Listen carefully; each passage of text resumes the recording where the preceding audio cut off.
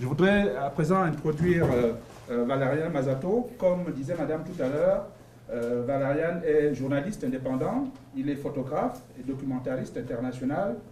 Il est né en France, il est basé cependant à Montréal.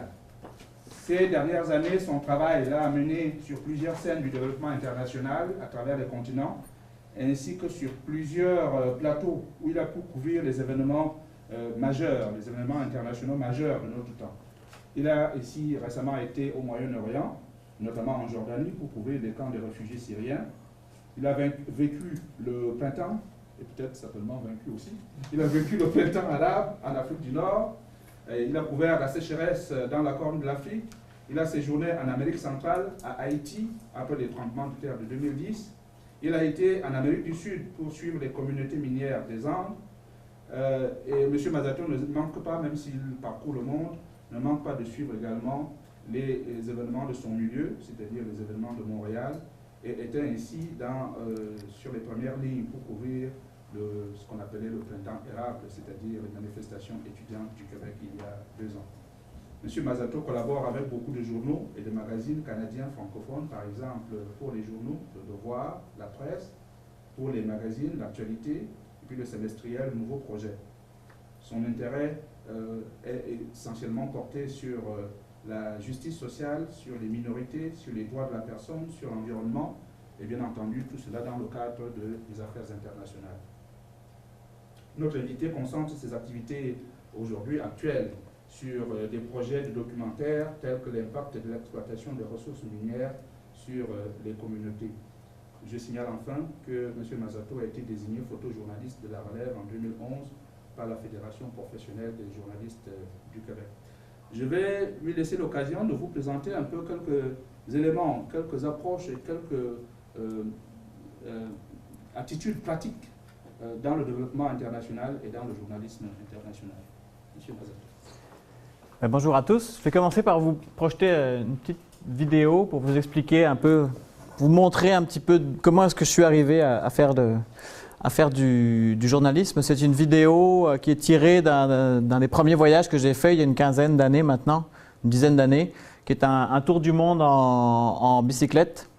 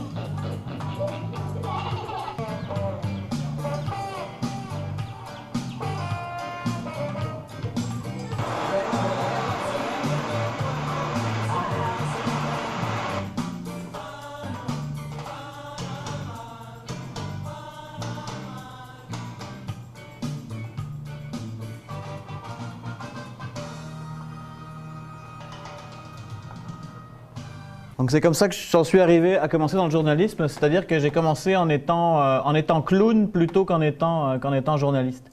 Donc c'est un voyage en fait que j'ai fait avec un ami. On est parti pendant 16 mois en vélo et l'idée était donc de faire le tour du monde en partant de la France, descendant l'Espagne, puis le Maroc, le Sahara jusqu'au Sénégal, puis de rejoindre Buenos Aires, traverser la Pampa, la cordillère des Andes, reprendre l'avion pour la Nouvelle-Zélande, puis pour des petits bouts d'Australie, atterrir au Vietnam, traverser l'Asie du Sud-Est, on est monté vers la Chine, on a traversé le Tibet, l'Himalaya, puis le Népal, l'Inde, ensuite le Pakistan, l'Iran, la Turquie, puis la Grèce, la Croatie, la France. Et donc, on a fait 21 000 km à vélo. Puis pendant tout ce voyage, on a écrit, on a publié un site web, on a filmé, on a monté un long métrage, en fait, qui est beaucoup plus long que ce que je vous ai montré aujourd'hui. On a publié des photos, on a publié un petit livre, un recueil. Fait que mon ami Sébastien est devenu clown professionnel. Moi, je suis devenu journaliste par la suite. Fait que chacun, on a pris une des deux directions du voyage. Aucun de nous est devenu cycliste professionnel, cela dit. Mais c'est vraiment moi, c'est ça qui m'a donné envie. En fait, après ce voyage, j'étais complètement cassé, j'avais plus d'argent. Fait que j'ai trouvé un travail qui me rémunérait plus vite que le journalisme à la pige. Mais j'ai toujours gardé cette idée-là. Et 5 ans plus tard, donc j'ai travaillé dans le domaine de l'éducation à l'environnement. Puis 5 ans plus tard, quand je suis arrivé au Québec, je me suis installé ici, j'ai travaillé dans un autre domaine pendant 2 ans. Puis à un moment donné, j'ai vu que la porte était ouverte pour moi pour me lancer dans la photographie, dans le photojournalisme indépendant. Donc j'ai pris cette opportunité-là en 2009. Et donc voilà, donc ça c'était un voyage évidemment très marquant, puis qui m'a permis un peu. Moi, c'est comme ça que je me suis découvert raconteur d'histoire, que je me suis découvert journaliste, que j'ai compris que j'aimais vivre les choses, puis ensuite les retranscrire à quelqu'un, les retransmettre à quelqu'un sous une forme, avec l'emploi des médias. Ça, c'est 2 photos qui sont de l'Himalaya. Donc ça fait des bons mollets quand même, des montées comme ça prend 2-3 jours à grimper et ça va beaucoup plus vite à descendre. Et ça, c'est une photo qui est au Laos. Donc Laos, un tout petit pays en Asie qui est situé au sud de la Chine, puis juste au nord du Vietnam. Un pays magnifique, très montagneux aussi et très chaud. Ça fait du bien de voir des images de chaleur en ce moment. Moi, je reviens de 5 semaines en Amérique centrale, donc c'est bon pour moi. L'hiver est plus ou moins déjà fini dans ma tête, là, ça va bien. Mais il paraît qu'ici, c'est pas encore tant fini que ça. Alors voilà, et puis donc en 2009, quand j'ai commencé à devenir photojournaliste, moi, ce qui m'a inspiré, et comme je pense beaucoup de gens qui, comme moi, commencent dans ce métier, c'est un peu tous ces grands photographes des années 50 ou des années 30 jusqu'aux années 70. Alors, il y a des grands photographes de guerre comme Robert Capa, Dan McCullin ou James Natchway qui est plus contemporain. Donc, nous, quand on commence, on a vraiment envie, enfin moi en tout cas, j'avais envie d'aller sur ces terrains d'actualité, de témoigner vraiment de cette histoire qui est en train de se créer, de catastrophes naturelles, de révolutions, de manifestations, de changements. Et puis, c'est quelque chose qui évidemment qui cultive un petit peu une sensation d'adrénaline dans laquelle on a envie de se lancer. On a l'impression de vivre des grandes expériences, puis on prend ces photos, puis on a l'impression de jouer ce rôle de journaliste témoin.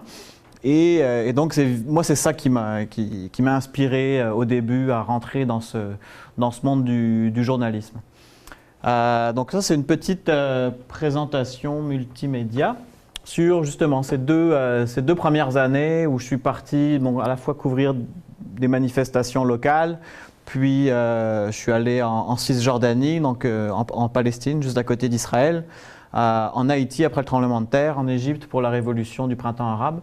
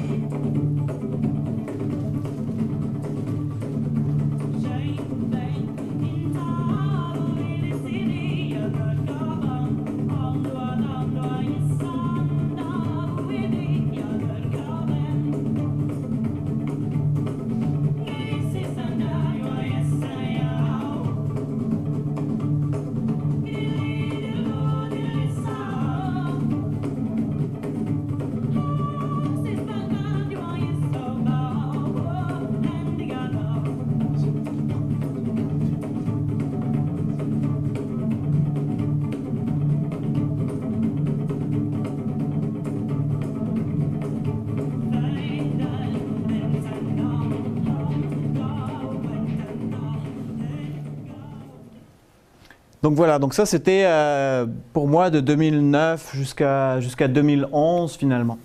Puis j'ai effectivement couvert des événements qui étaient importants. C'est là que j'ai commencé à travailler pour moi avec les journaux, avec Le Devoir, avec la presse à ce moment-là. Donc vraiment, c'était comme une école de terrain. J'ai jamais étudié le journalisme, mais moi j'ai étudié les sciences comme ingénieur.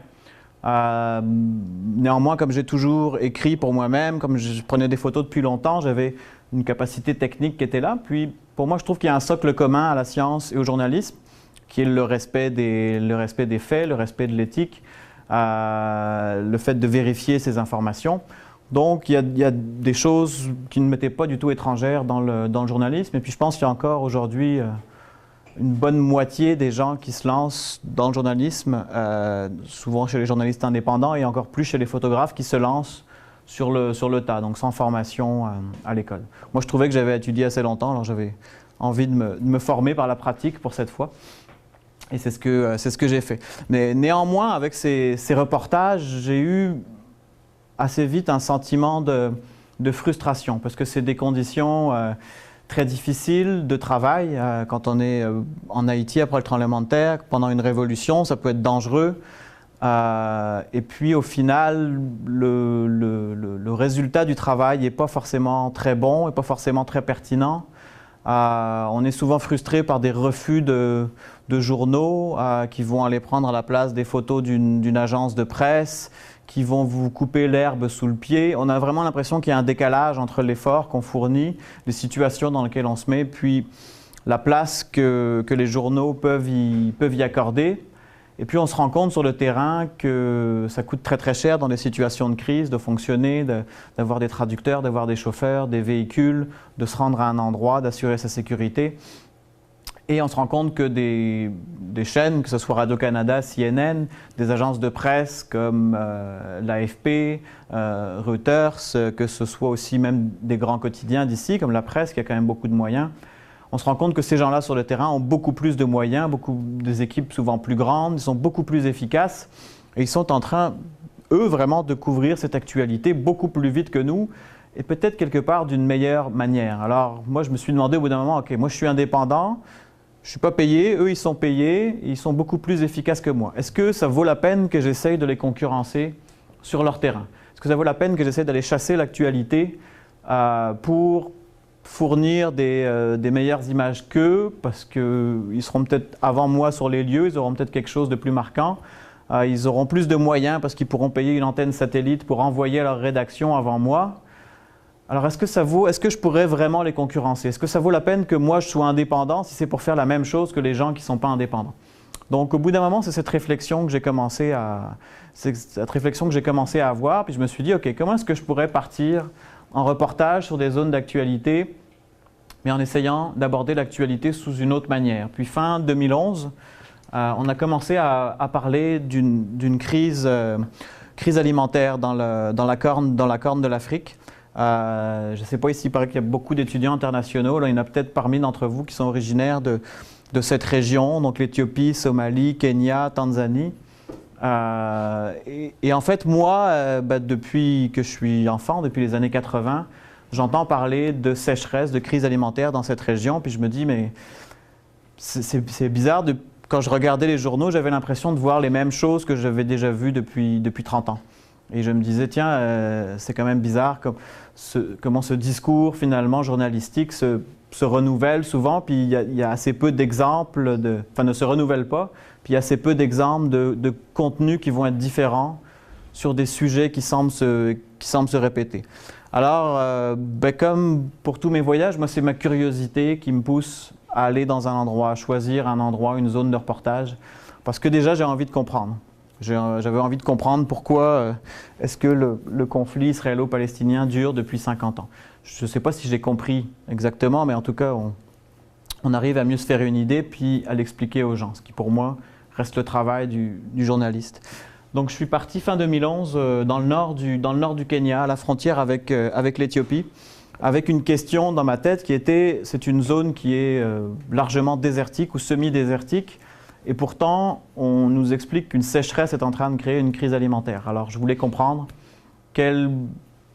puisqu'a priori cette zone est déjà en sécheresse permanente, quels étaient les facteurs et puis quelles étaient les conséquences de ce qu'on appelait véritablement cette sécheresse. Et est-ce que c'était véritablement aussi simple que A mène à B, donc la sécheresse mène à la crise alimentaire?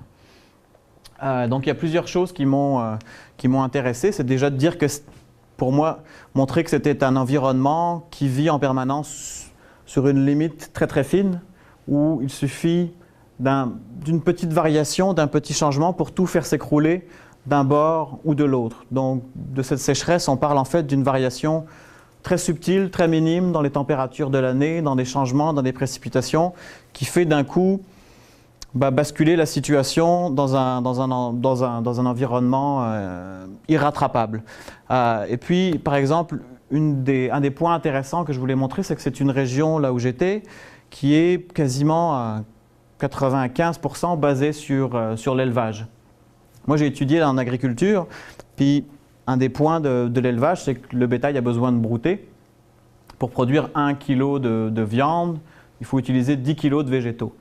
S'il n'y a pas de culture, on se repose uniquement sur les pâturages. Alors, effectivement, si une année, les pâturages ne repoussent pas, les animaux n'ont pas à manger, les maladies vont se développer plus facilement, les animaux meurent, et du coup, on a des populations qui vont se retrouver très vulnérables et qui vont même aller dans cette zone, jusqu'à s'affronter pour contrôler le bétail de l'autre, puisque son bétail est mort, on va aller le chercher chez le voisin, et pour contrôler également les pâturages, donc les endroits où les animaux peuvent aller brouter. Alors chacun défend son petit carré d'herbe pour pouvoir aller faire brouter ses bêtes.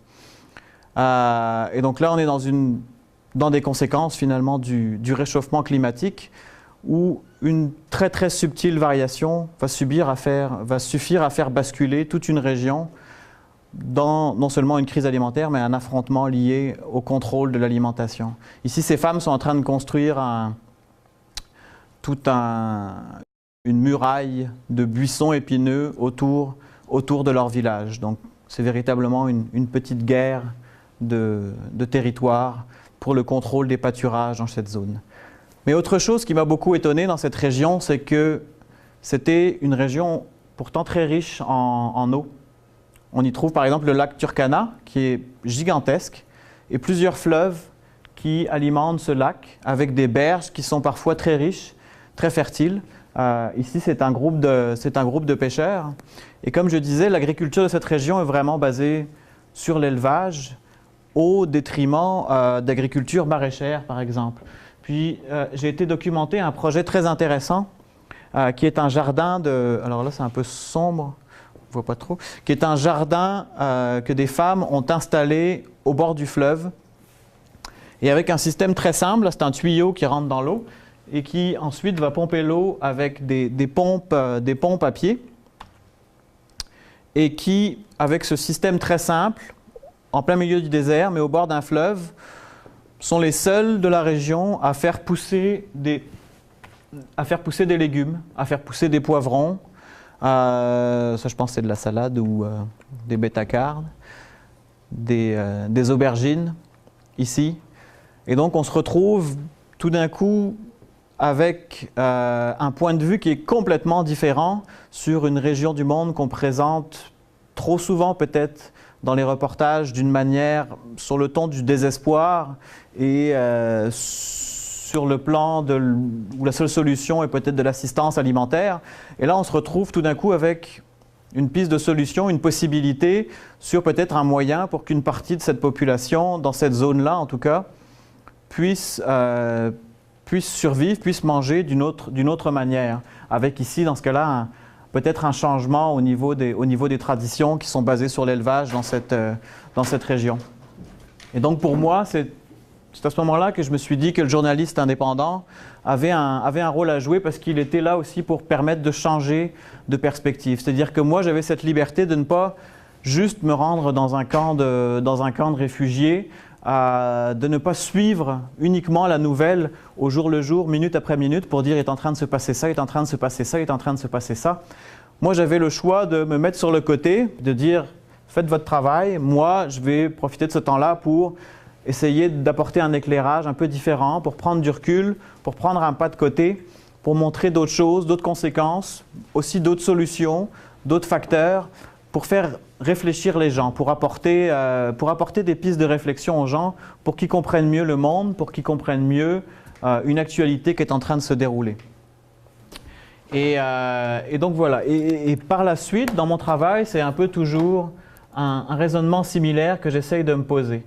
C'est-à-dire, j'essaye de me dire, je vais dans cette région-là, qu'est-ce que les autres n'ont pas fait et qu'est-ce qui pourrait être intéressant à faire pour le public. Un peu sur le même modèle, quand j'étais au Kenya, j'ai couvert un sujet différent dans un camp de réfugiés qui s'appelle le camp de Kakuma, qui est situé dans le nord du Kenya. Kakuma, apparemment, ça veut dire nulle part. C'est pour vous dire que c'est un endroit qui est assez reculé, assez isolé. Et je me suis rendu là pour un magazine qui n'existe plus, qui s'appelle Job Boom, et qui s'était centré sur le marché du travail. Et en fait, la proposition que je leur ai faite, c'est de découvrir les entreprises qui étaient créées par des réfugiés dans le camp de réfugiés. Parce que ce camp existe depuis 20 ans et ressemble à une ville ou à un village d'Afrique comme tous les autres. C'est-à-dire qu'on n'est pas dans un camp avec des tentes et des gens qui meurent de faim. On est dans une ville dont la seule différence est que les gens n'ont pas la citoyenneté du pays et n'ont pas le droit d'en sortir. Et donc ça, c'est un vidéo que j'ai fait pour accompagner ce reportage, pour la version iPad du magazine, et qui porte justement sur un certain type d'entrepreneurs du camp, qui sont les coiffeurs. Le camp de Kakuma, dans le nord du Kenya, accueille 80 000 réfugiés. Moins de 10% d'entre eux gagnent un salaire. Alors pour les autres, c'est la débrouille. Malgré les difficultés du quotidien, il y a une boutique qui n'est jamais vide, c'est celle du coiffeur.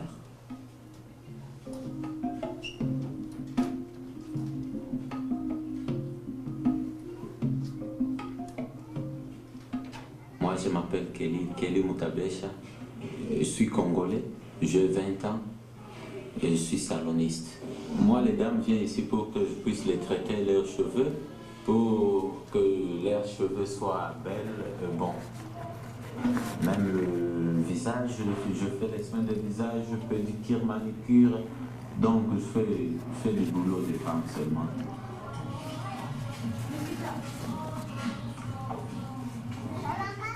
Nos clients viennent de tous côtés, ceux qui viennent du centre-ville ici. C'est tout dans les cas où nous avons beaucoup de clients, des clientes et des clients. Une fois tout d'abord ici, nous sommes à moins cher et nous avons la qualité du travail par rapport au salon du centre-ville et dans les camps, il y a aussi des salons. Les petites entreprises ne manquent pas. Vendeurs, tailleurs, café internet, chaque année la Fédération luthérienne mondiale organise plusieurs formations et l'apprentissage de la coiffure est l'une des plus recherchées. As far as the refugee status is concerned, you find that the UNHCR is already providing them with maybe the housing and the food, and you find that there are so many things they need, and they need to be empowered and be given the ideas for them to make some additional income. L'argent que je gagne, moi, c'est pour bouffer, manger un peu, acheter les savons. Mais tu ne peux pas dire que tu peux construire des maisons ou bien acheter le vélo ou quoi. Non, non. Donc c'est pour seulement te pousser à aller devant là, pour pousser les jours.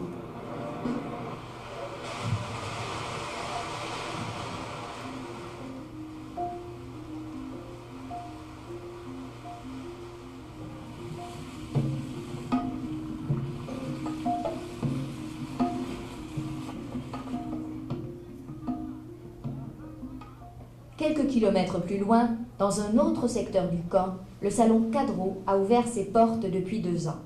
Son propriétaire, un ancien serveur, gagne aujourd'hui 250 $ par mois, soit 10 fois plus qu'auparavant.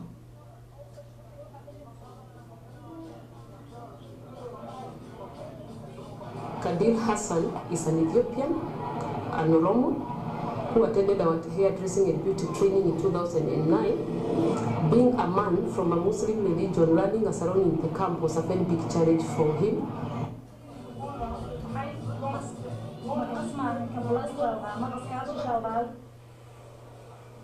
Hassan Kadir emploie désormais 2 salariés, enseigne la coiffure et loue des accessoires de mariage. Une affaire qui roule. Si le commissariat aux réfugiés accepte son dossier, il pourrait bientôt rejoindre le Canada. Et une fois ici, il sait déjà ce qu'il fera. C'est business.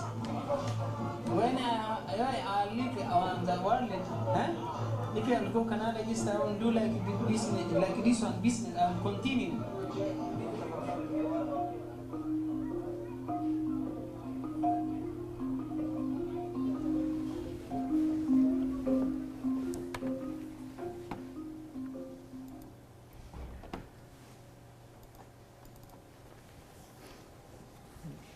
Donc voilà, donc ça c'était pour moi avoir un point de vue qui puisse être différent sur le statut de réfugié, sur les camps de réfugiés, qui puisse donner une autre image, encore là, qui ne soit pas d'exploitation de la misère, du misérabilisme, mais qui soit plutôt de montrer des points de vue différents, d'apporter de l'eau au moulin de la réflexion des spectateurs. Je ne sais pas si vous avez des questions rendues là, si quelque chose vous passe par la tête. Il y a un micro, si vous avez des questions, il y a un micro. Bonjour. Bonjour. Moi, c'est Rachid. La question, j'ai plusieurs questions en fait. La première question, c'était lorsque vous faites vos couvertures sur le terrain, est-ce que vous tenez compte, par exemple, du facteur sécurité, ou bien vous assurez vous-même votre sécurité, ou bien, je ne sais pas, parce que vous avez couvert des manifestations où je vois qu'il y avait beaucoup de sang et qu'il y avait beaucoup d'agitement, donc je me demande si vous aviez un abri en ce temps. La sécurité, je vais pouvoir en parler à la fin avec une diapositive exprès. Moi, j'essaye en fait. Il y a toujours une part d'imprévu, surtout dans des situations comme ça, qui sont comme une manifestation où il n'y a pas véritablement d'ordre établi, où on ne sait pas exactement, c'est très aléatoire. Donc, en tout cas, moi, je pars toujours avec une assurance qui me couvre dans tous les cas. Je pars avec également des kits de premiers secours. J'ai régulièrement des formations en premiers soins. Puis après, je pense que c'est l'expérience qui permet d'évaluer le danger. Et puis, c'est le bon sens de parfois savoir partir au moment opportun où on comprend qu'on ne contrôle plus la situation. Puis c'est s'associer avec des personnes auxquelles on fait confiance, qui vont être des personnes de terrain auxquelles on va faire confiance et qui vont être aussi des gens qui vont peut-être mieux jauger le danger d'une situation dans leur pays parce qu'ils le connaissent mieux. Donc, au début, vous avez dit que vous avez essayé de couvrir autre chose que les médias traditionnels couvraient pour essayer de changer la concurrence. Donc, je voudrais savoir si c'est pour ça vous couvrez, par exemple, des événements en Afrique où on montre, par exemple, la vie active, une autre vision de l'Afrique que d'une Afrique en conflit, par exemple. Oui, c'est tout à fait ça. Puis en même temps, c'est pas forcément pour montrer quelque chose de différent des autres, c'est pour montrer les choses que moi je vois, puis les choses qui me touchent dans un endroit. Puis c'est vrai que souvent, je vais être plus touché par peut-être des solutions, des inventions, des idées, des notes d'espoir qui vont m'inspirer à faire un reportage. Okay. Donc, ma dernière question, c'était si, par exemple, je voudrais me lancer comme vous, par exemple, à quoi je peux faire face, par exemple, côté financier, par exemple. Ça, c'est pareil, je vais faire une petite partie à ce niveau-là, mais je ne vous cacherai pas qu'au début, c'est quand même assez difficile. Il faut avoir... En tout cas, c'est mieux de partir avec des économies ou une bonne carte de crédit au départ, en tout cas quand on veut être indépendant. Si on est recruté dans un journal qui vous envoie à l'étranger, c'est génial. Mais si on veut partir indépendant, c'est sûr qu'il faut quand même avoir de quoi avancer les frais. Donc ça, je vais en parler un petit peu à la fin. Mais je ne sais pas si quelqu'un d'autre avait une question aussi maintenant. Oui, moi j'avais une petite question. j'aurais voulu savoir comment est-ce que les gens ils vous accueillent quand vous arrivez. Est-ce qu'ils sont plutôt fermés ou au contraire ils s'ouvrent à vous quand ils voient débarquer comme ça quelqu'un avec son appareil photo? Et si la réponse c'est non, est-ce qu'il faut tisser un lien de confiance avec les gens ou alors c'est un peu comme ça l'observation? Bah, c'est un peu des deux. Ah, mais quand même, dans la majorité des cas, je suis relativement bien accueilli. C'est assez rare de voir des gens fermés. Mais dans tous les cas, il faut tisser des liens de confiance. Selon la profondeur dans laquelle on veut rentrer dans le sujet, il faut que ces liens de confiance soient plus ou moins forts. Si on est là pour une journée, bah, c'est sûr que c'est plus compliqué que si on est là pour 2 mois. Donc je pense qu'il faut faire appel à tout son être humain, quoi. Pas juste se contenter d'être ici un journaliste, mais d'être un humain qui est là, qui rencontre d'autres humains, qui est en voyage. Donc des choses telles que la politesse, l'humour, c'est des alliés très précieux pour rencontrer des gens, parce qu'effectivement on arrive là puis on va les prendre en photo toute une journée. Ça peut être un peu stressant, mais en règle générale j'ai pas de problème. J'ai gardé quelques trucs de clown, peut-être. mais voilà. Mais par exemple, là, le sujet dont je vais parler, c'était différent. C'était que les réfugiés syriens, c'est pas que les gens m'accueillaient mal, au contraire, ils m'accueillaient très très bien. Mais par contre, ils avaient souvent l'envie de garder l'anonymat. Parce que... évidemment, il y a en fait aujourd'hui, quand ta photo se retrouve sur les réseaux sociaux, elle peut très facilement être utilisée ensuite donc à l'époque par le gouvernement, par les services secrets de Bachar el-Assad, qui voulaient essayer de localiser les déserteurs, les défecteurs, qui voulaient essayer de localiser finalement les gens de l'opposition, de la rébellion. Alors beaucoup de gens ne voulaient pas être identifiés en photo. Puis moi j'étais en Jordanie, donc Moyen-Orient, fin 2012, avec cette idée de faire plusieurs reportages qui soient centrés sur les réfugiés syriens et leurs difficultés. Et donc j'ai fait plusieurs reportages et en parallèle j'ai fait un projet qui est plus un projet personnel et dans lequel je voulais essayer, cette fois c'est quelque chose de nouveau un peu que j'ai apporté à ma pratique documentaire, c'est d'essayer d'aller puiser des outils dans le monde de l'art et de l'art visuel, donc de la photographie, où dans le monde de l'art on va non pas se baser sur une notion de transmettre une information, mais on va se baser sur, ça peut être une approche conceptuelle, ou ça peut être une approche peut-être émotive. Et c'est un peu ce que j'ai voulu retransmettre ici, c'est-à-dire d'aller non pas réexpliquer que les réfugiés sont des gens qui vivent dans le besoin, qui ont fui la guerre, qui ont vécu des violences, mais essayer d'aller parler à l'émotif du spectateur en essayant de lui faire comprendre qu'est-ce qu'on ressent en étant réfugié, en ayant fui sa maison, en ayant fui des combats, en ayant tout abandonné derrière soi. Parce que j'ai l'impression qu'ici, on a vu tellement d'images de guerre, de réfugiés, de malheur, qu'on est presque devenu anesthésié. Donc c'est pas en allant dans une surenchère de ce type d'image qu'on va toucher plus les gens. Je me suis dit peut-être que c'est en allant chercher à leur faire partager des émotions. Et donc c'est ce que j'ai essayé de faire avec les réfugiés syriens. C'est un petit diaporama que je vais vous présenter ici.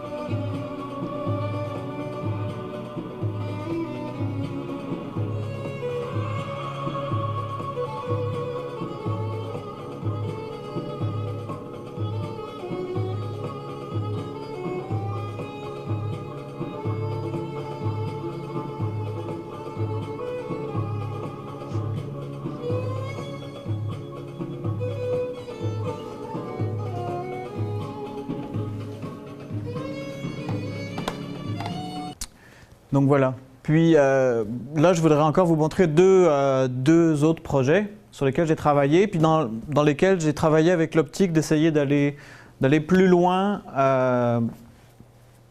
que ce que je faisais d'habitude.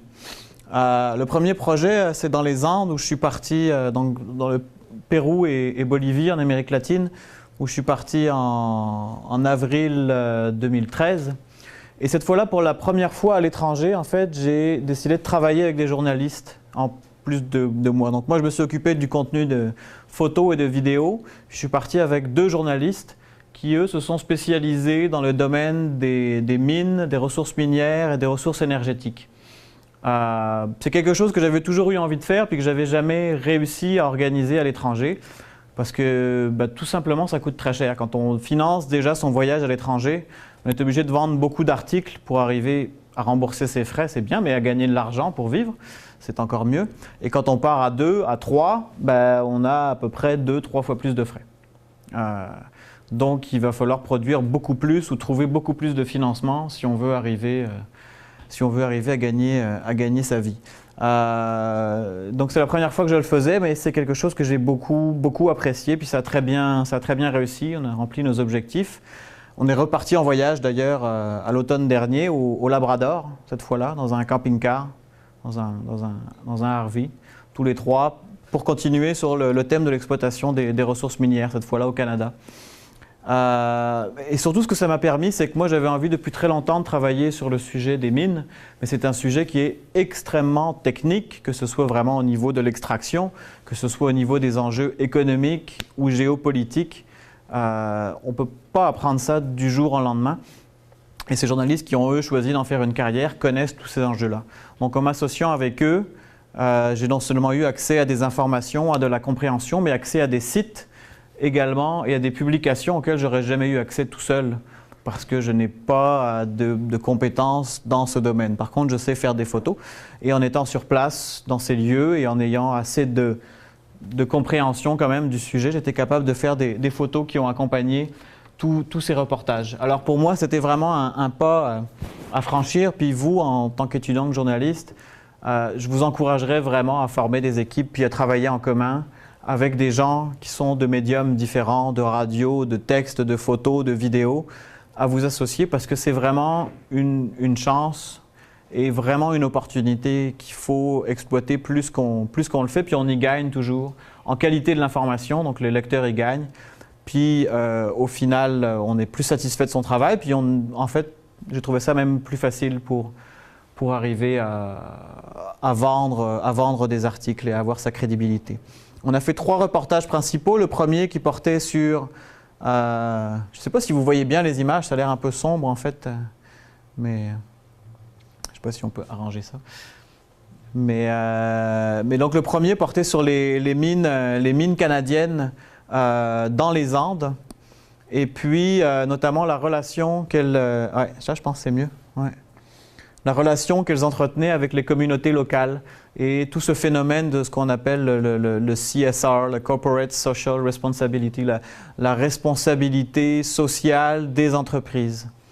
C'est un reportage notamment qu'on a publié dans le magazine Nouveau Projet, un magazine bisannuel qui est très bon, et qui portait notamment sur ce nouveau programme du ministère des Affaires étrangères du Canada, qui s'associe à des ONG, à qui il donne du financement s'il s'associe à des compagnies minières à l'étranger.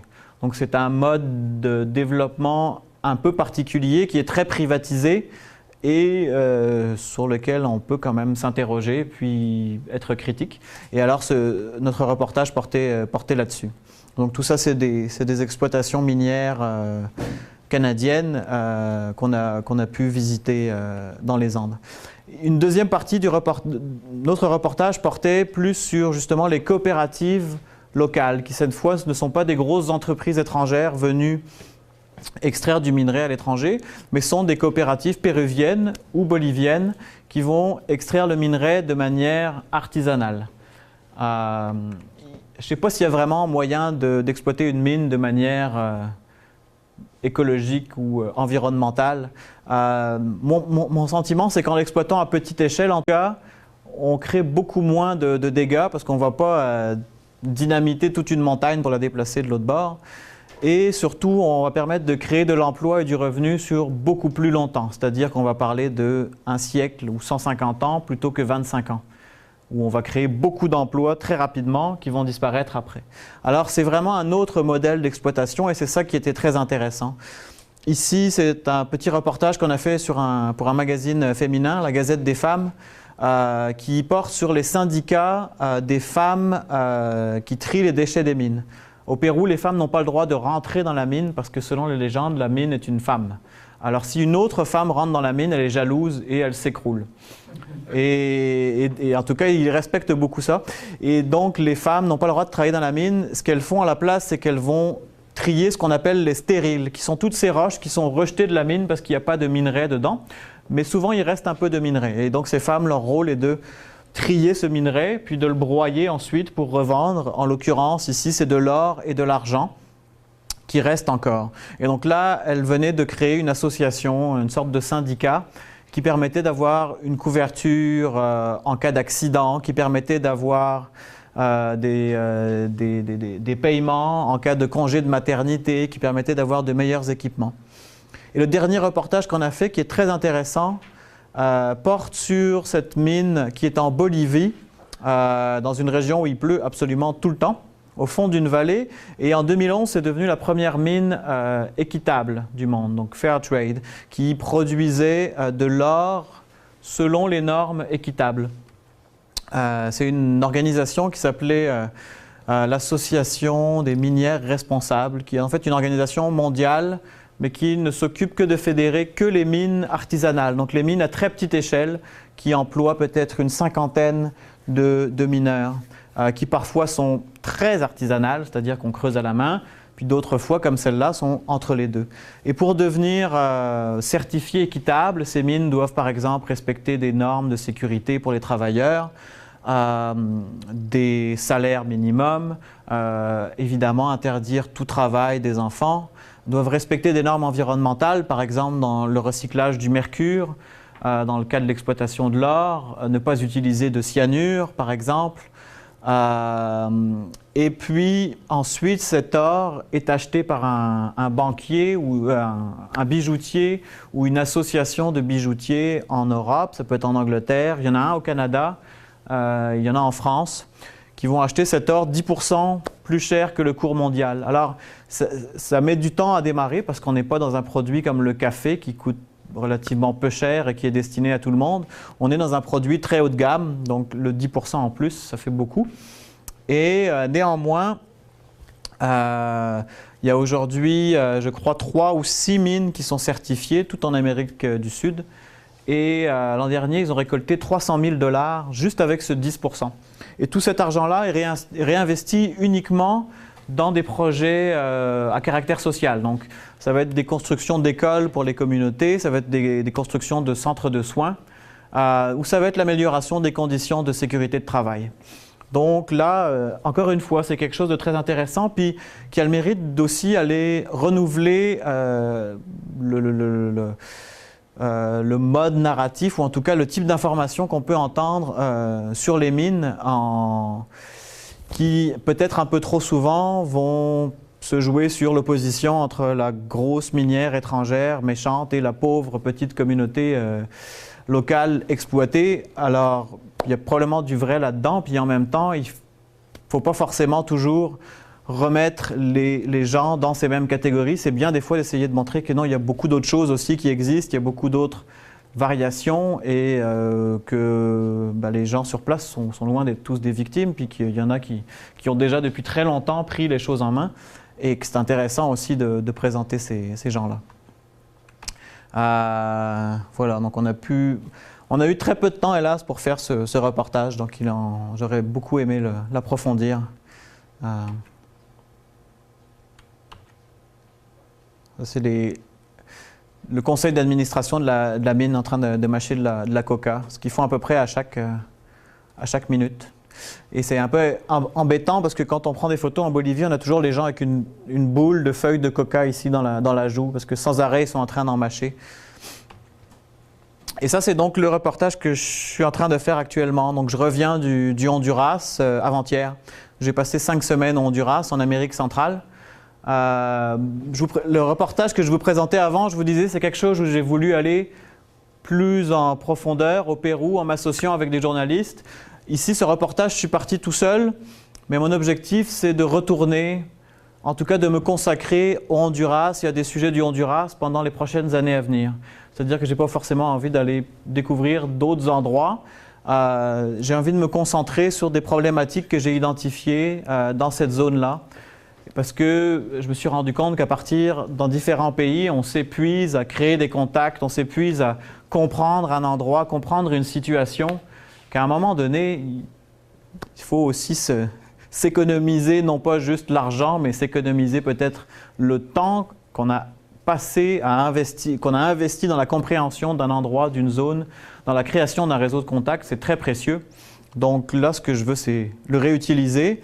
Et puis, fournir du travail de qualité, comme peut-être après 8 ans au Canada, je commence quand même à mieux comprendre les enjeux locaux ici. Alors, en étant un mois dans un pays, ce n'est pas suffisant, hélas, pour comprendre une situation. Et j'ai peur qu'on reste juste à effleurer la surface des choses, qu'on reste dans un certain exotisme. Donc moi, mon objectif, c'est d'essayer d'aller au-delà de ça, donc en retournant aux mêmes endroits, en y séjournant plus longtemps. Et le projet que je vais vous présenter ici porte en fait sur une zone qui est très reculée au Honduras, qui s'appelle la Mosquitia, qui est dans la jungle. Et en fait, dans cette population, on trouve un nombre de paralysés, de paraplégiques, donc de gens paralysés des 2 jambes, qui est 3 à 4 fois supérieur à ce qu'on a par exemple aux États-Unis. Tout simplement parce que cette région repose sur une économie principale qui est la pêche à la langouste en plongée sous-marine, avec des bouteilles dans le dos. Je ne sais pas si vous êtes plongeur, je vais vous donner, moi je suis moniteur de plongée, je vais vous donner un rapide explication de ce qu'ils subissent. Quand on plonge, on respire dans des bouteilles, on respire de l'air, et l'air ambiant est composé de 20% d'oxygène qu'on utilise, et tout le reste c'est de l'azote, qui est un gaz en fait qui ne sert à rien, il est juste là. C'est un gaz dilueur comme l'eau. Et quand on plonge, on respire donc de l'air qui est sous pression dans cette bouteille. Et donc, plus on descend profond et plus on reste au fond, et plus cet azote qui est contenu dans l'air, plus il va se diffuser dans notre corps. Un plongeur qui plonge pour le tourisme, pour le plaisir, il reste sous l'eau une demi-heure, 1 heure. Et puis, quand il remonte, cet azote qui est dans son corps, tranquillement, va passer dans le milieu extérieur. Mais ces plongeurs ici, ils plongent très profond, ils plongent à 50, 60 mètres et ils restent 8 heures, 10 heures sous l'eau, toute la journée. Ils remontent, ils redescendent pour pêcher les langoustes. Et le problème est qu'une fois qu'ils remontent, ce gaz, plutôt que d'aller tranquillement se disperser dans l'atmosphère, il explose exactement comme quand on ouvre une bouteille de champagne. Une bouteille de champagne est sous pression.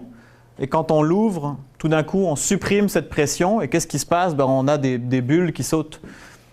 Il se passe à peu près la même chose, un peu moins violemment quand même, dans le corps de ces plongeurs. Ce qui veut dire que tout d'un coup, leur corps se remplit de bulles qui vont se glisser dans le sang, qui vont parfois se glisser dans leur cerveau, auquel cas ils vont mourir, ou qui vont se glisser dans la colonne vertébrale, auquel cas ils vont rester paralysés. Quand un plongeur a un accident, il est envoyé dans une chambre hyperbare, un caisson, vous en avez peut-être déjà vu. À l'intérieur de ce caisson, on essaye de les recomprimer pour diminuer la taille de ces bulles et éventuellement sauver leurs jambes.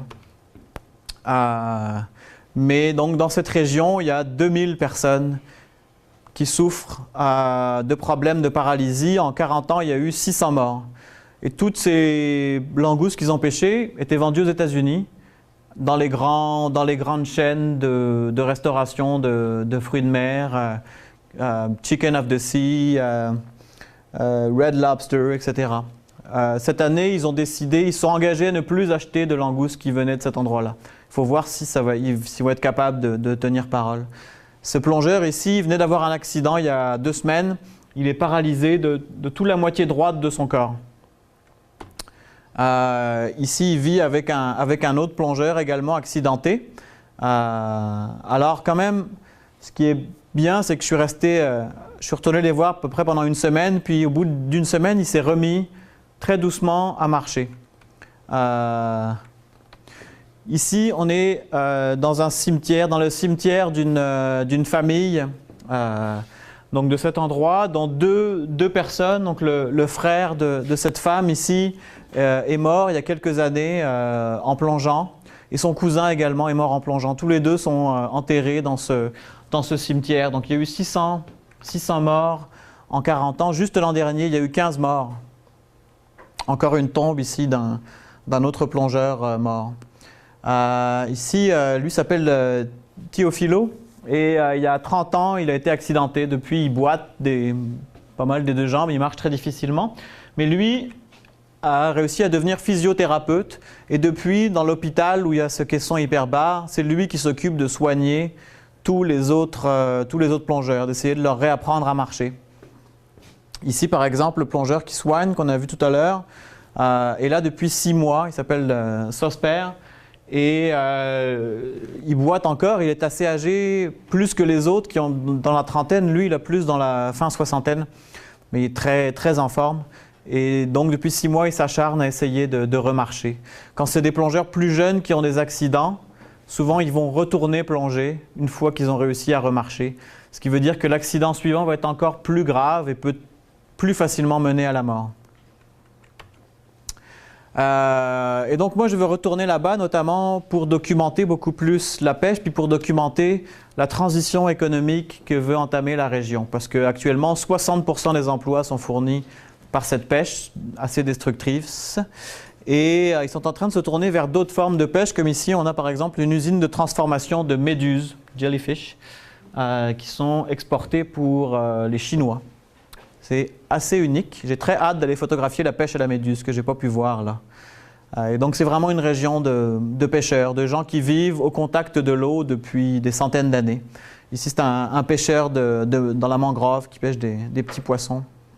Et ça c'est un autre des plongeurs accidentés qui est assis au fond de la pirogue du Cayuco, et qui chaque nuit part pêcher avec ses 2 fils dans la lagune. Et c'est son seul moyen de gagner de l'argent à chaque jour. Donc même avec les 2 jambes paralysées, il arrive à se mettre dans sa pirogue et à conduire le bateau chaque nuit. Est-ce que, là je vais passer à une partie plus pratique, mais est-ce que vous auriez des questions maintenant? Oui?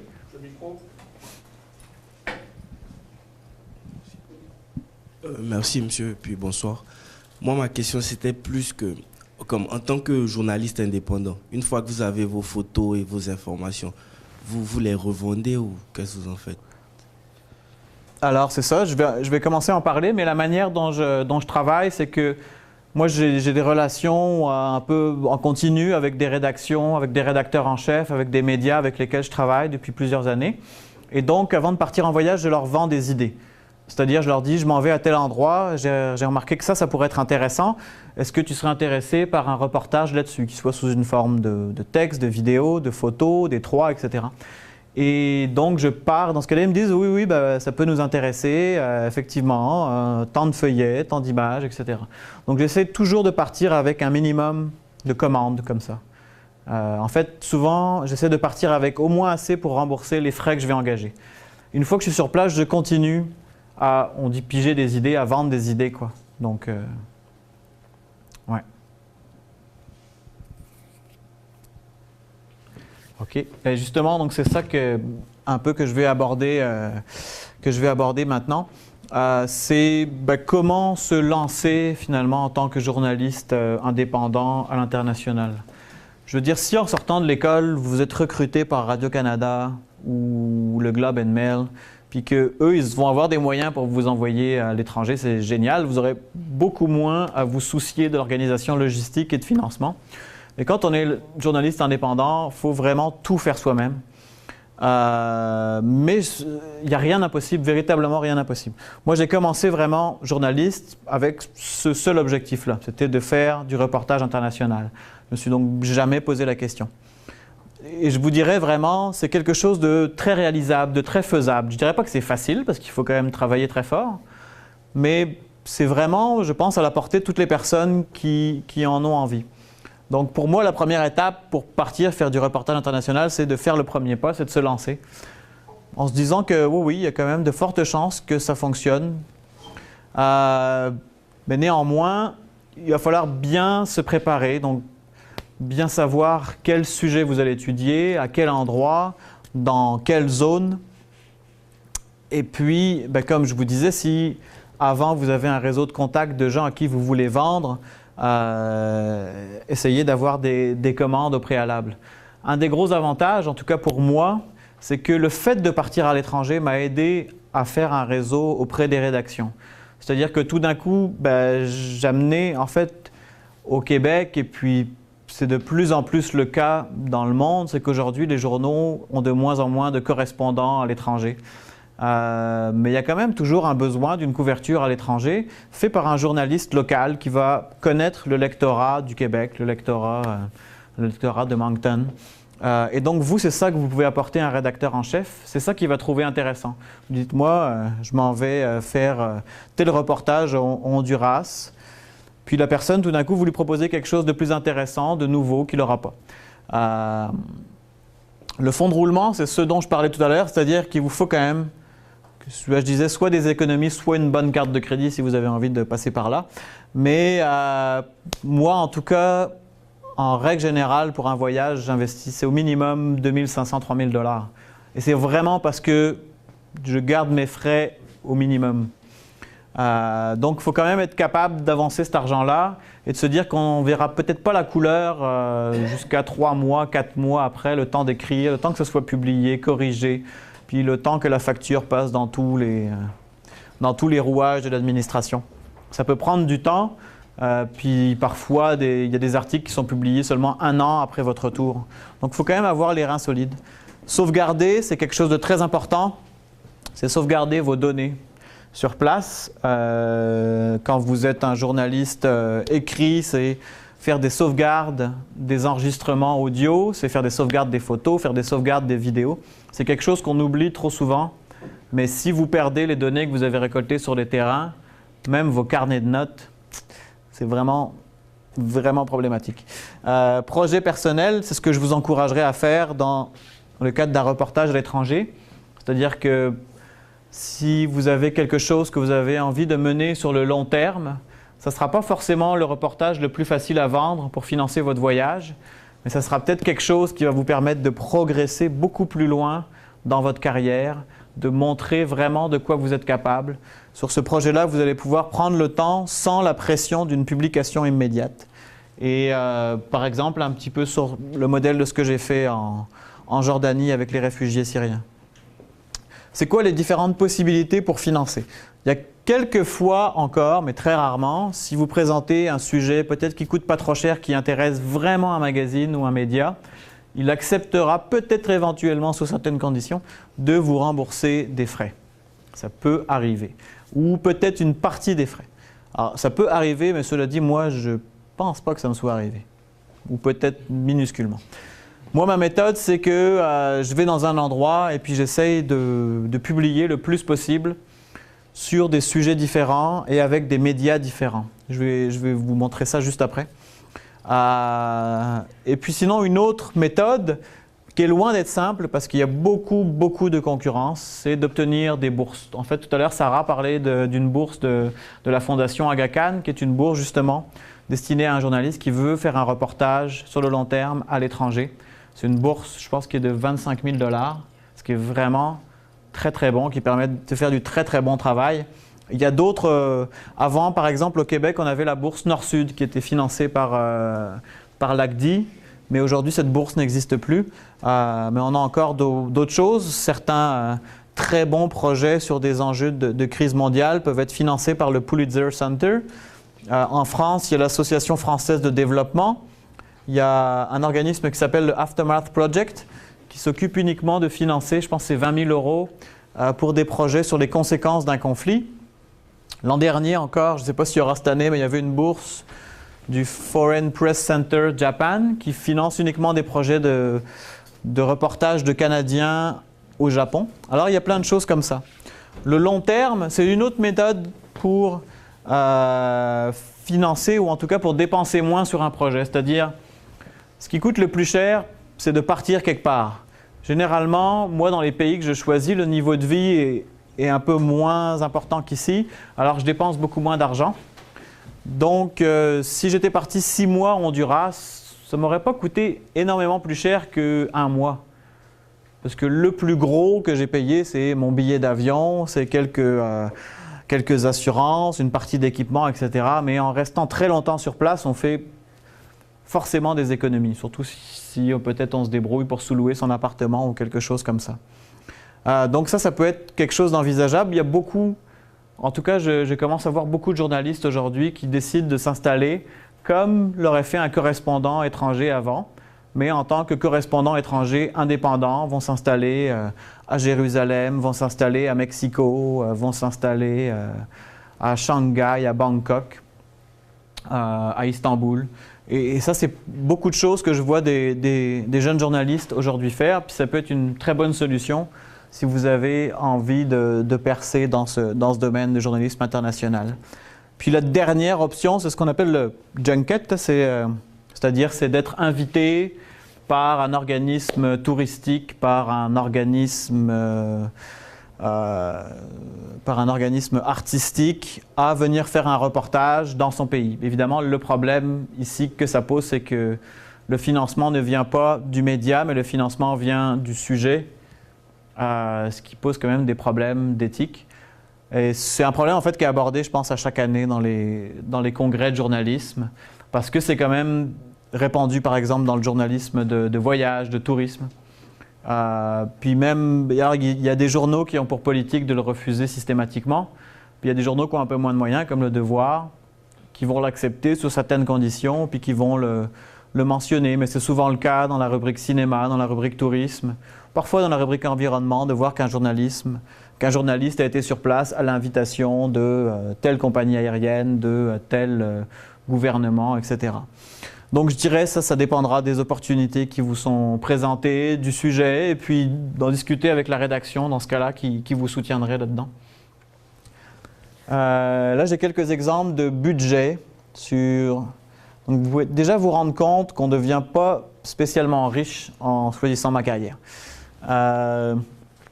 Par exemple, quand je suis parti en Égypte en 2011, je suis parti 2 semaines. Ça m'a coûté quand même presque 3 000 $. Mais pour 2 semaines seulement. Fait que c'est assez coûteux parce qu'on était dans une situation de crise, donc tous les prix augmentent beaucoup. Et avec ça, j'ai réussi à gagner 3 800 $. Donc j'ai gagné au final 1 000 $ sur ce 2 semaines et quelques de travail. Par contre, ça m'a permis de gagner 2 bourses en journalisme, qui m'ont rapporté 4 000 $. Puis ça m'a permis de gagner un stage à la presse comme photographe, avec laquelle j'ai continué à travailler par la suite. Quand je suis parti au Kenya, ça m'a coûté à peu près la même somme pour 4 semaines. Et là, j'ai gagné à peu près 5 000 $. Donc c'est un petit peu mieux. En Jordanie, vous voyez, encore à peu près pareil, les frais de 3 000 $ pour 5 semaines. Là, j'ai réussi à vendre un petit peu plus d'articles, mais je continue encore à en vendre aujourd'hui, puis je n'ai pas compté ça là-dedans. Puis j'ai remporté un concours photo qui m'a rapporté un peu d'argent aussi. J'ai remporté beaucoup de nominations à d'autres concours photos. J'ai exposé toutes les photos aussi dans des festivals de photojournalisme, dans des maisons de la culture, dans des galeries d'exposition.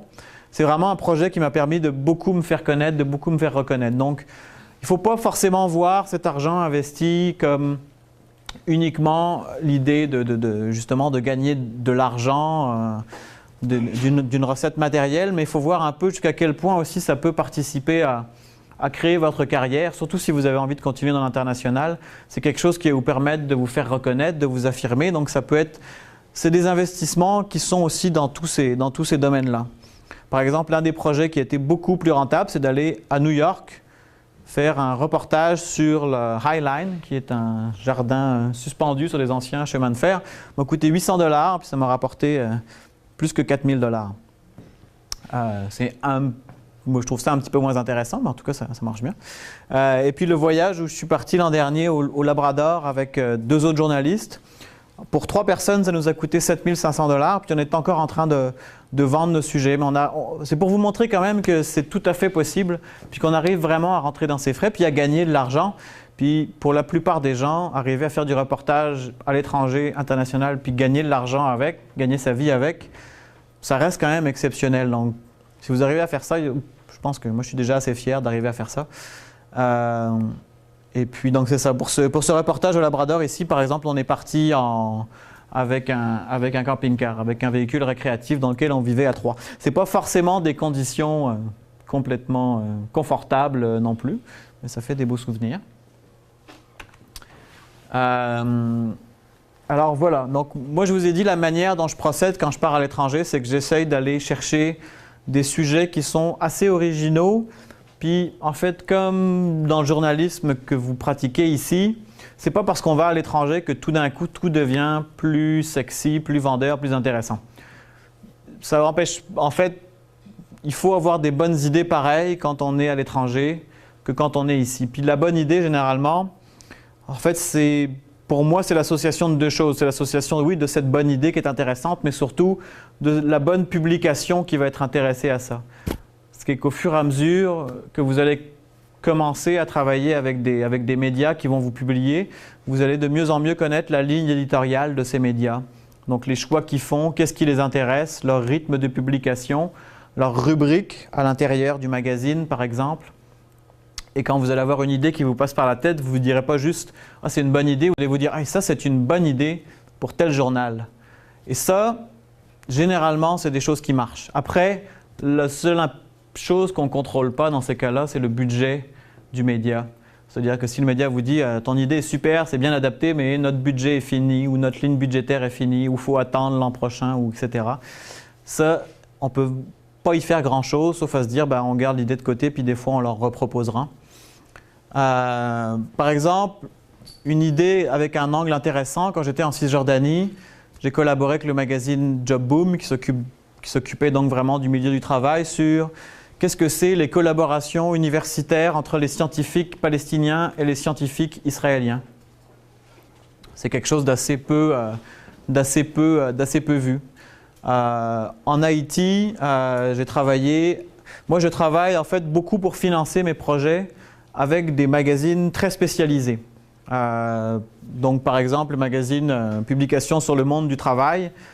J'ai toujours fait des sujets depuis l'étranger, comme par exemple en Haïti, un sujet sur comment est-ce que les entreprises ont aidé leurs salariés ou comment est-ce que les salariés ont aidé leurs entreprises à se remettre du séisme.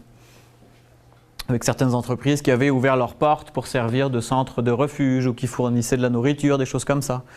En Haïti, j'ai commencé à travailler avec un magazine religieux. Puis il y a certains créneaux dans les médias où des fois on se dit « Ah ah, ça nous fait un petit peu rire », mais qui sont très porteurs pour des publications. Et le créneau religieux, par exemple, peut être très porteur. En France, par exemple, on compte 2 ou 3 grands magazines et un quotidien qui sont religieux. On a La Croix, La Vie, Pèlerin Magazine, qui sont des sujets qui publient beaucoup de pigistes. Et donc parfois, peut-être, quitte à trouver un angle plus axé sur la religion, peu importe votre religion, peu importe que vous soyez croyant ou pas, ça reste un sujet que vous abordez comme un journaliste. Et l'autre secteur qui est très porteur, souvent, c'est les magazines féminins, la presse féminine. Si vous allez dans un kiosque à journaux, que vous regardez le nombre de magazines féminins, je pense que ça dépasse tous les autres. Alors, il y en a une bonne partie qui ne s'intéresse pas vraiment au reportage et au social, mais il y en a quelques-uns qui le font toujours. Elle le fait parfois, Marie-Claire. Moi, je travaille plus avec des magazines qui s'identifient comme féministes, comme la Gazette des femmes ou comme Axel Magazine en Belgique, et qui vont publier des sujets. Par exemple, le sujet sur le jardin des femmes qui faisait pousser des légumes au Kenya a été publié dans cette publication. Le sujet sur les entrepreneurs de Kakuma, on l'a vu aussi. Encore une fois, un sujet sur le travail en Jordanie. Je me suis intéressé juste à la manière dont les réfugiés pouvaient gagner de l'argent. Ils sont réfugiés, donc ils n'ont pas le droit de travailler dans les pays où ils sont réfugiés. Mais eux travaillaient au noir. Donc c'est tout le marché noir des réfugiés syriens en Jordanie, qui travaillent beaucoup dans les restaurants et dans les magasins de vêtements, parce qu'apparemment ils ont un accent charmeur en arabe, et ça fait vendre des vêtements aux femmes. C'est ce qu'on m'a dit. Les chrétiens de Syrie, pareil, pour un magazine religieux. Donc, Donc voilà, Pérou pour un magazine de femmes, les syndicats des trieuses. Un autre magazine avec lequel j'ai collaboré à plusieurs reprises de manière très inattendue, c'est le magazine du Jardin botanique de Montréal, qui prend des reportages sur les jardins botaniques à travers le monde. Alors moi, j'essaie toujours d'avoir deux sortes de sujets. Il y a le sujet qui m'intéresse vraiment, qui est celui pour lequel je vais faire le voyage, pour lequel je vais investir beaucoup de temps. Puis il y a des sujets qui m'intéressent un petit peu moins, mais que je trouve quand même intéressants, mais qui ne sont pas la raison pour laquelle je suis venu. Mais par contre, je sais exactement à qui je vais pouvoir les vendre. Et ça, c'est des sujets qui vont me permettre de financer mon projet. Donc j'essaye toujours de fonctionner de cette manière-là. Et ça, c'est une première étape parce que quand je rentre, ensuite, je commence à revendre ce sujet. C'est-à-dire qu'un sujet qui a été publié dans un magazine féminin du Québec peut être revendu dans un magazine belge, peut être traduit en anglais et revendu à un magazine américain. Pourquoi pas traduit en espagnol? Je n'ai pas encore eu l'occasion de le faire. Et puis, il y a peut-être aussi des choses que vous n'aurez pas forcément vendues avant, mais vous allez peut-être récolter l'information sur place puis le faire par la suite. Au Pérou, par exemple, on s'est dit, tiens, on va interviewer les médecins. Alors, on a interviewé les médecins des mines, puis en revenant, on l'a vendu à 3 magazines médicaux en France, au Canada anglais et ici, sur c'est quoi ce travail de médecin dans une mine de haute altitude. Donc, il faut toujours garder l'esprit très ouvert.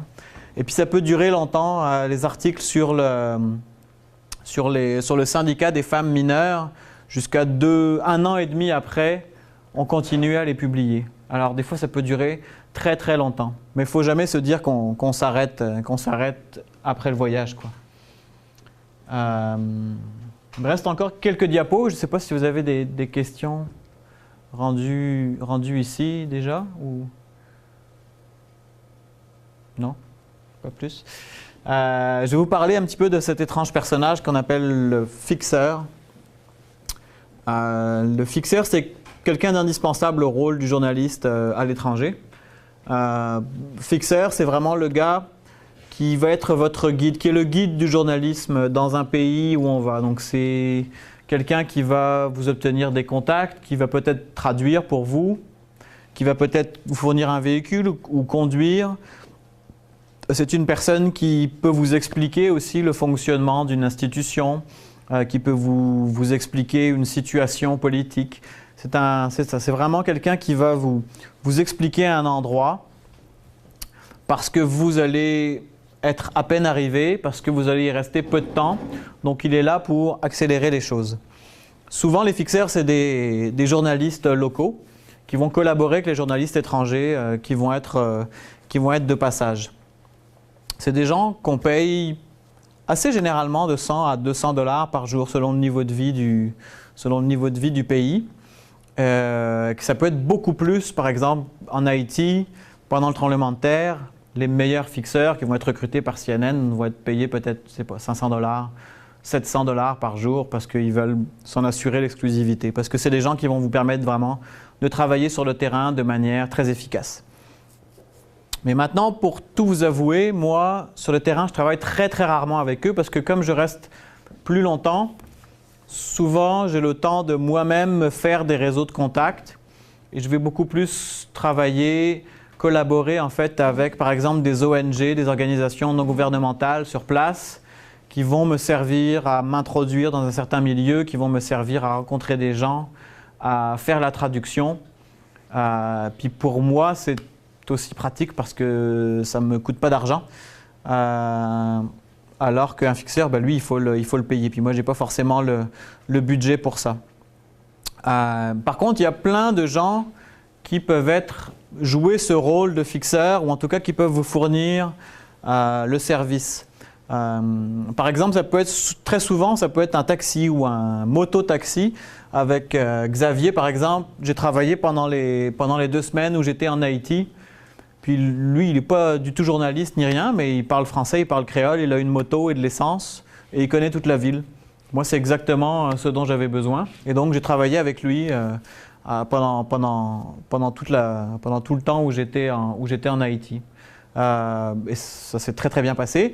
La révolution égyptienne, c'était un ami d'amis, un Égyptien qui a vécu au Canada avec un ami à moi. Et lui, il est dentiste. donc il n'est vraiment pas journaliste. Et lui, il avait une voiture, et puis il m'a dit qu'il avait envie de participer au changement de son pays, et puis que pour lui, la couverture internationale était importante. Alors, il a travaillé comme fixeur pour moi de manière gratuite pendant 2 semaines. Alors, c'était une très bonne aubaine. Encore une fois, c'est une personne qui connaît la langue, qui connaît la ville, qui a un moyen de transport, puis qui peut quand même vous expliquer qu'est-ce qui se passe à un endroit à un moment donné. Puis pour moi, c'est tout ce que je demande. Et puis ici, par exemple, c'est un membre d'une organisation au Kenya qui assurait un dialogue entre les différentes tribus qui s'affrontaient justement pour le bétail. Alors, c'est avec lui que j'ai été dans certaines zones.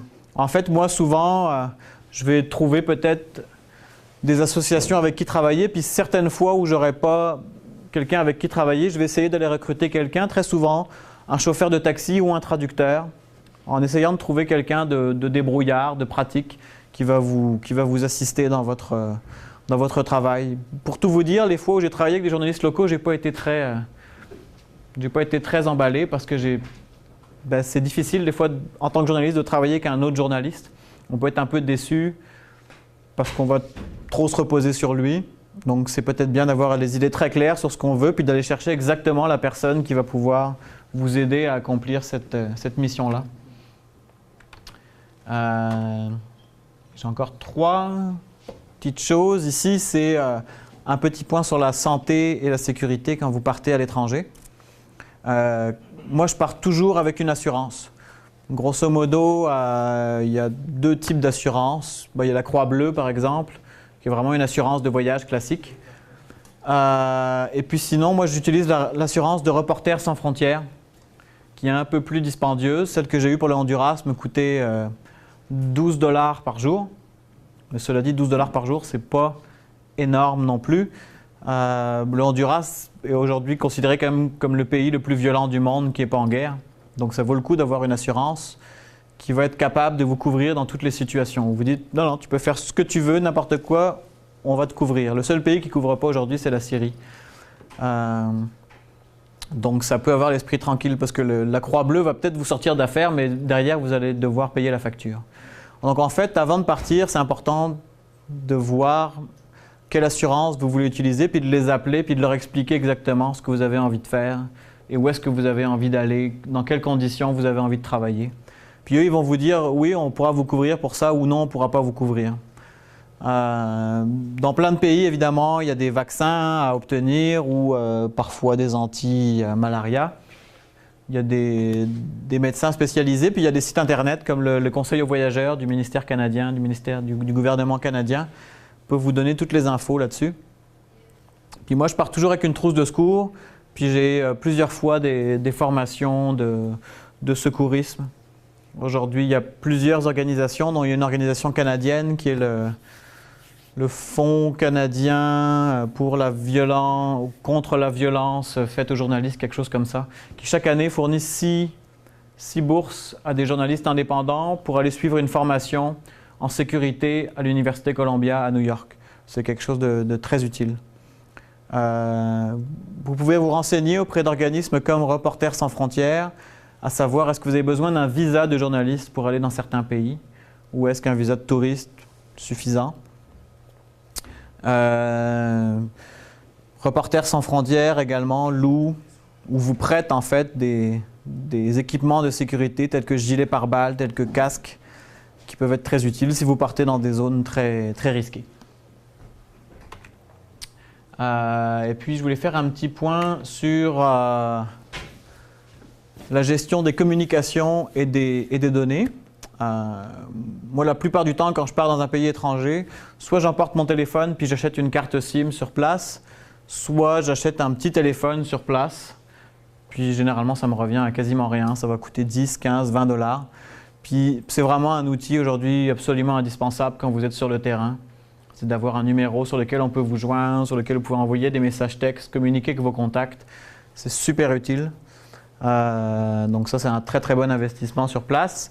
Et souvent, quelque chose qui est répandu, il y en a aussi ici, c'est comme les clés USB Rogers par exemple, qui vous permettent d'avoir Internet sur votre ordinateur avec le réseau 3G. Donc, c'est-à-dire que dans n'importe quel endroit où vous serez dans le pays, vous aurez un accès Internet. Ça ne coûte pas très très cher non plus, c'est vraiment un très très bon investissement. Ça peut aussi être plus sécuritaire que les cafés Internet parce que c'est une connexion qui est un peu plus protégée que la connexion qui est fournie par un café Internet où vous ne savez pas exactement qui l'a mise en place, qui est derrière. Il faut faire attention à protéger ces informations, les informations de son ordinateur, qui sont soit des informations personnelles, si jamais vous allez vous connecter sur vos comptes bancaires. Vous ne voulez pas que ces informations-là soient prises parce que le réseau n'est pas protégé. Ou peut-être si vous êtes dans un pays où le gouvernement espionne ses citoyens ou espionne les journalistes, vous allez avoir envie de protéger l'anonymat de vos sources et l'anonymat de vos informations et de vos courriels. Si vous êtes en Chine, si vous êtes en Turquie, peut-être des pays qui vont espionner ce que vous faites. Peut-être que vous allez mettre en danger des gens si vous ne protégez pas assez vos données. À Columbia, à cette formation dont je parlais, il y a toute une journée de formation sur la sécurité des données. Il y a un outil qui peut être très utile, c'est le VPN, le Virtual Private Network, qui est parfois gratuit, parfois payant. Il y en a beaucoup de différents. Moi, j'en utilise un qui s'appelle Tunnel Bear, le tunnel de l'ours. Et en fait, ce que c'est que ça crée un tunnel protégé entre votre ordinateur et un serveur, par exemple en Suède, en Suisse, au Canada, donc dans un pays tiers. Et ensuite, depuis ce pays-là, ça crée un autre tunnel vers l'ordinateur de réception. Et donc, ça vous crée un tunnel protégé dans lequel transitent vos données, transitent vos courriels. Et ça permet à ce que vos données ne soient pas espionnées, ne soient pas volées. Cela dit, si jamais le gouvernement met sur votre cas un hacker, je pense qu'il va faire assez vite un trou dans le tunnel, mais normalement, dans 99% des cas, ça vous protège d'une manière assez facile. Et puis, je vous en parlais tout à l'heure, c'est sauvegarder vos données. Moi, comme photographe, je suis absolument paranoïaque sur place. J'ai un ordinateur et j'ai 3 disques durs de sauvegarde. Et je fais à chaque jour des sauvegardes de toutes mes données et mes disques durs sont séparés dans différents endroits, dans différents sacs. Si je voyage avec quelqu'un, j'en confie à quelqu'un. Donc, parfois, ça m'arrive d'envoyer les images sur un serveur externe par Internet de temps en temps si j'ai une bonne connexion. Mais moi, je vous conseille plutôt d'être paranoïaque sur la sauvegarde de vos données parce que le jour où vous les perdrez, vous allez vraiment vous en mordre les doigts. Et puis, c'est pas mal ça pour cette présentation. Donc voilà, si vous avez des questions, je suis parfaitement ouvert à y répondre.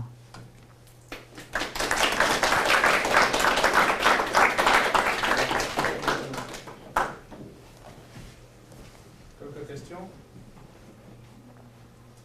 Oui. Quand tu parles du fixeur, le gars ou la femme que tu engages dans les pays, tu fais comment? Tu appelles les journaux locaux, puis eux, ils savent où les trouver? Oui, ça peut être une solution. Attendez, je t'apporte le micro. Tu peux reprendre ta question? Ça me fait plaisir, Quand que vous allez à l'extérieur, le fixeur, c'est comment vous faites pour le trouver? Donc c'est ça. Contacter des journaux locaux, ça peut être une solution. Moi, ce que je fais souvent, c'est que je vais faire appel à des réseaux de journalistes. Sur Facebook, par exemple, il y a plusieurs groupes de journalistes qui existent, soit locaux, soit internationaux. Au Québec, on a les recherchistes. En France, il y a les pigistes français ou francophones. Au niveau international, il y a le Vulture Club. Et qui sont, par exemple, des réseaux sur lesquels on peut poster des annonces. Moi, je me fie beaucoup sur mon réseau personnel. C'est-à-dire que j'envoie des questions à tous mes amis journalistes au Québec ou de par le monde en leur disant « je me rends à tel endroit, qu'est-ce que tu connais? Est-ce que tu connais un fixeur? Est-ce que tu connais un chauffeur? » etc. Puis les gens, soit t'envoient des réponses, soit t'envoient peut-être le contact de quelqu'un d'autre qui s'est rendu là-bas.